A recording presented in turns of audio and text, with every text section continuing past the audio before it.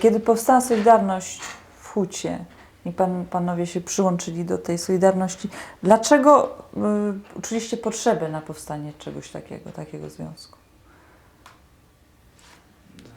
Ja mam zacząć, tak? No cóż, mijała akurat dekada Gierka, prawda, która w swojej pierwszej połowie dawała pewne nadzieje na lepsze jutro. Natomiast od połowy lat 70. zaczęło się dziać coraz gorzej.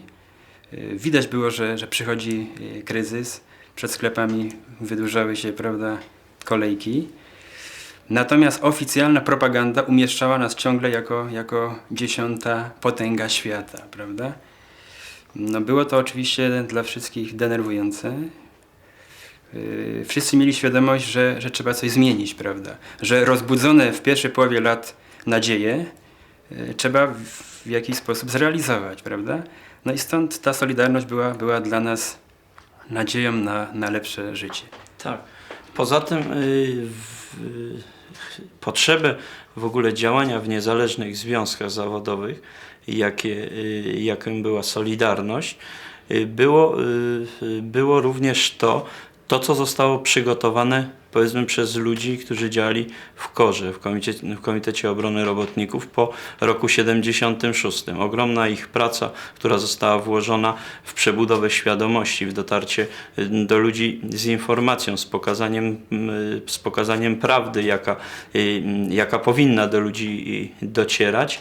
No więc to spowodowało pewien taki impuls i w ogóle pewną potrzebę włączenia się w to, że tak powiem, szerszej rzeszy ludzi. No i między innymi, powiedzmy, w tym myśmy się też znaleźli. No i Może przerwę, może gdyby panowie mogli konkretnie powiedzieć, o co chodziło, jakie nadzieje wiązaliście z właśnie tym związkiem.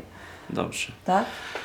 Więc no, w ogóle ze związkiem zawodowym, z Solidarnością wiązaliśmy takie nadzieje, że wreszcie może będzie to jakaś instytucja, czy jakiś organ, jakieś ciało, które będzie wybrane przez nas, będzie reprezentowało nasze interesy robotnicze, pracownicze, nie tylko robotnicze, bo prawda, Solidarność to nie tylko robotnicy, to również inteligenci, plastycy, malarze, interesy pracowników, ludzi pracy, powiedzmy, w Polsce. No, Znaczy, że do tej pory nie były... Nie, oczywiście, do tej pory było to, powiedzmy, narzucone od góry. CRZZ, centrala cała związkowa, która miała reprezentować interesy robotników, ludzi pracy, nie reprezentowała tych interesów, była niejako przedłużeniem partii i to, co partia decydowała, no to oni wykonywali, prawda, nie patrząc na sytuację tych robotników, na sytuację ludzi w ogóle pracy, co zresztą, powiedzmy, w tej chwili, po 6 latach od wprowadzenia stanu wojennego realizuje OPZZ i nowe związki, które w zakładach pracy powstały. Solidarność została zdławiona. Nas interesuje właśnie, co się stało po tym. Gdyby panowie mogli może te etapy od 13 grudnia, nie wchodząc w głębokie szczegóły strajku, ale opisać ten gwałtowny początek i później jak następowała normalizacja. Tak, no więc cóż, no wiemy wszyscy, że przyszedł 13 grudnia, wprowadzenie stanu wojennego, no i oczywiście ostry protest społeczeństwa, szczególnie w pierwszych dniach, gdy może jeszcze nie tak bardzo działał ten czynnik zastraszenia. No i nasz zakład, czyli kombinat ten metalurgiczny w Krakowie, rozpoczął oczywiście strajk okupacyjny, rotacyjny. No i wydawało nam się, że jesteśmy mocni, że strajkują tak samo inne zakłady Krakowa. Taka była prawda, że na początku strajkowały, ale nie w takim zakresie, jak nam się wydawało, prawda? W każdym razie strajk w Hucie oczywiście był kontynuowany i przez te 3 3 dni i 3 noce strajkowe, czuliśmy, że damy radę, że jesteśmy największym zakładem w Polsce, że władze jeszcze się cofną, że będą chciały z nami rozmawiać. Tak się nie stało, no bo wiadomo, że w nocy z 15 na 16 grudnia wjechały do kombinatu czołgi.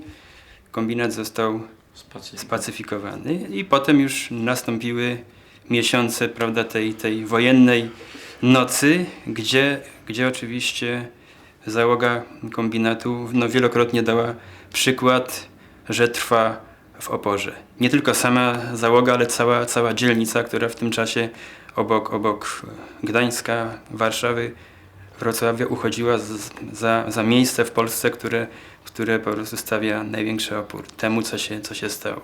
Poza rozbijaniem strajków w pierwszym rzucie i internowania, i aresztowania, jakie metody stosowała władza?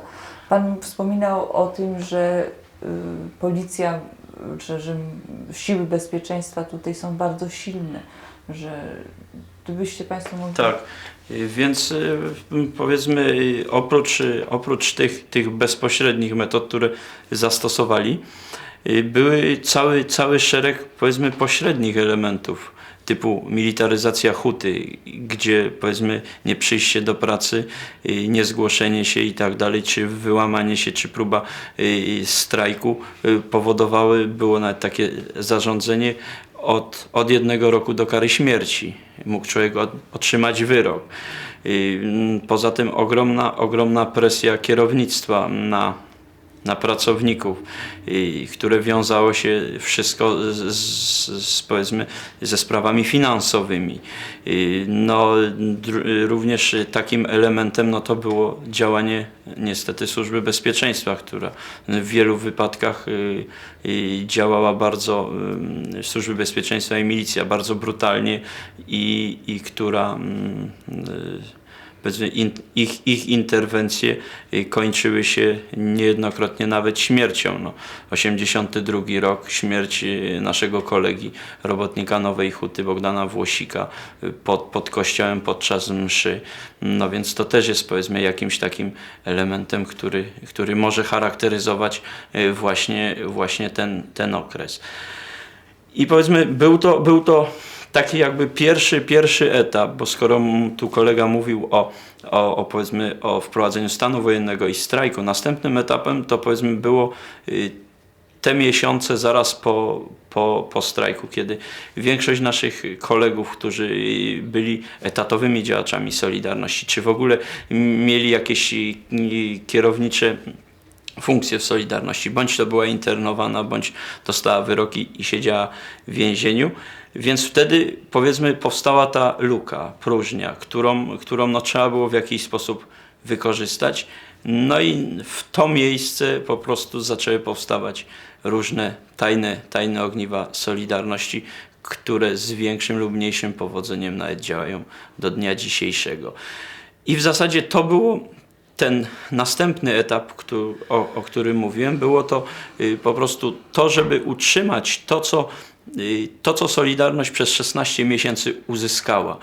Tą świadomość tych robotników, żeby w tą lukę nie weszli komuniści ze swoją propagandą, ze swoją prasą i z działaniem na tych ludzi. No poza tym była również sprawa pomocy dla tych rodzin, dla nich samych, którzy siedzieli w ośrodkach internowania czy w więzieniach. No i budowa niestety powiedzmy drugiego obiegu informacyjnego, własnej prasy, książek i tak dalej. I następnym elementem, który z tym się również wiąże i do tej pory powiedzmy się wiązał i do tej pory się wiąże, no to jest sygnalizowanie w ogóle społeczeństwu Krakowa, Nowej Huty, Polski, czy powiedzmy nawet świata, że istniejemy, trwamy. No i te manifestacje. Więc gdzieś niedawno wyczytałem, że takie krótkie podsumowanie odnośnie tej formy protestu w Nowej Hucie, odnośnie manifestacji i tak dalej. Więc w przeciągu 6 lat w Nowej Hucie, w samej Nowej Hucie odbyło się 41 niezależnych manifestacji, pochodów, zgromadzeń. Więc powiedzmy, jak na dzielnicę, to już można nazwać nawet miasto komunistyczne, ponad 200 000 mieszkańców, gdzie z założenia przy budowie tego miała to być dzielnica wzorcowa, dzielnica komunistyczna, architektura stalinowska, prawda, centrum Nowej Huty, plac centralny, w ogóle gmach dyrekcji Huty, budowany w stylu stalinowskim. Miało to być, powiedzmy, jakiś taki bastion komunizmu, czy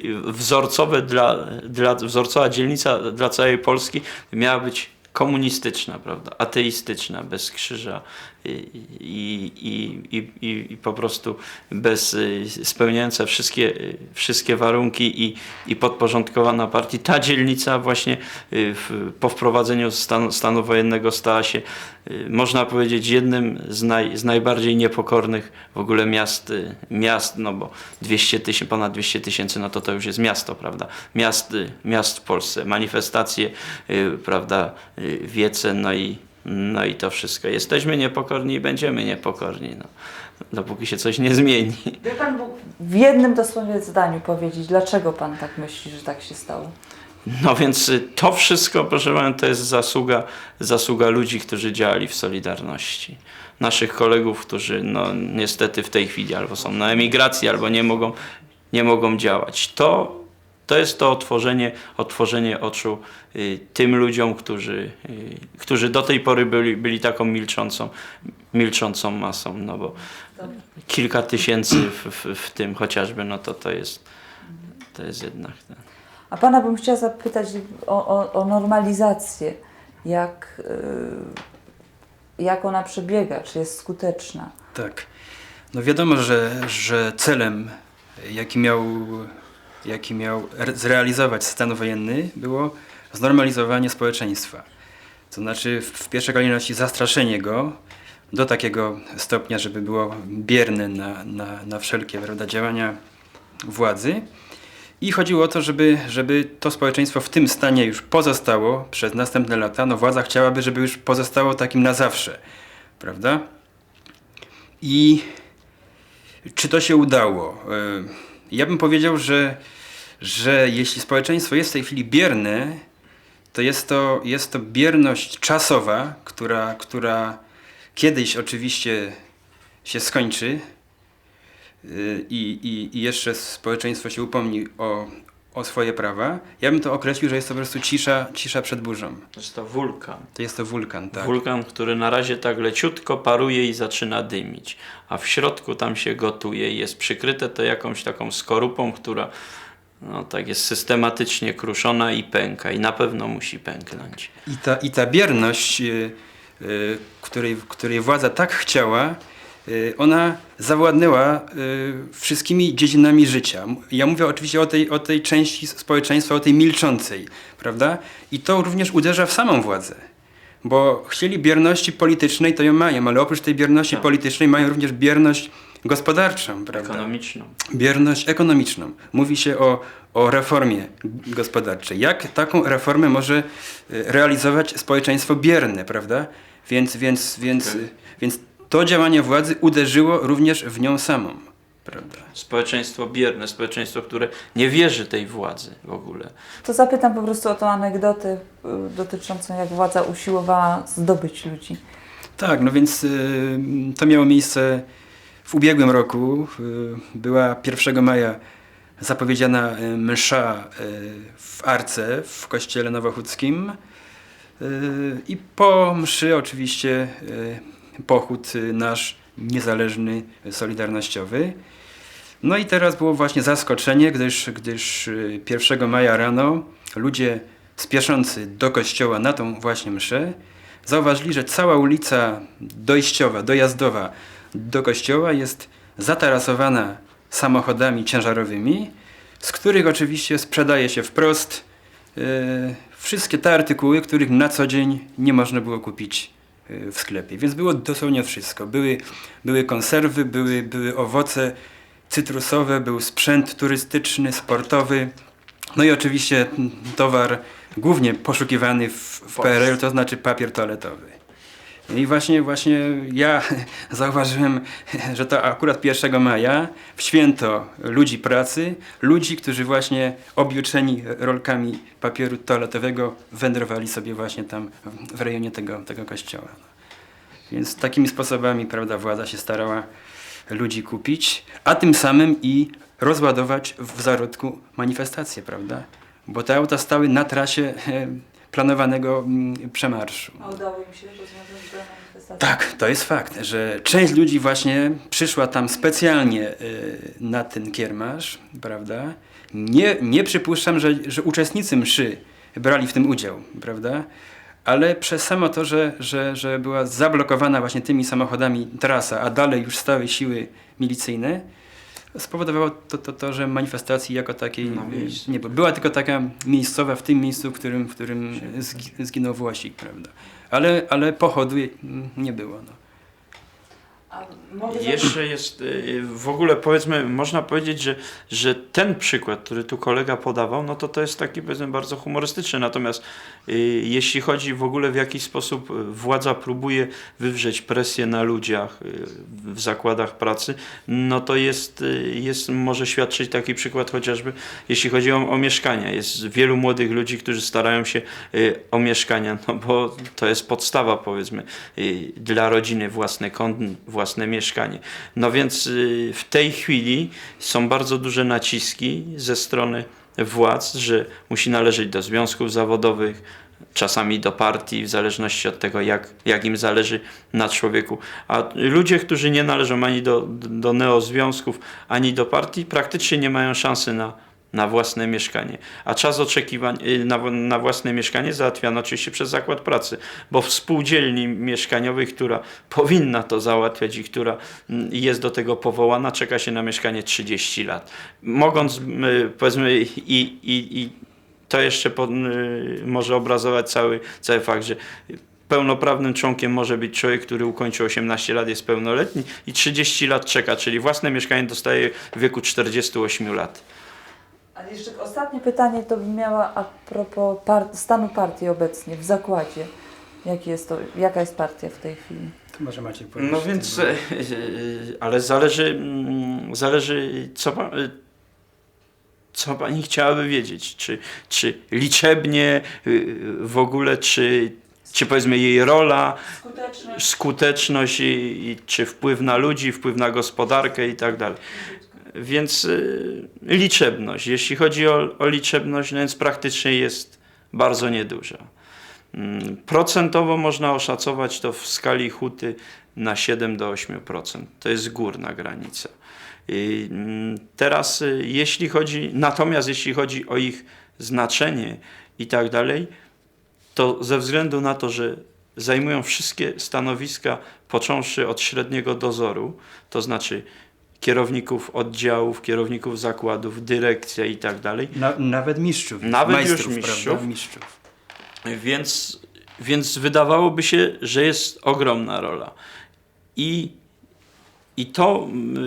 Ale z kolei są to tacy ludzie, którzy praktycznie i to mogłoby wskazywać, że oni powinni mieć decydującą rolę na produkcję, gospodarkę, na ekonomię.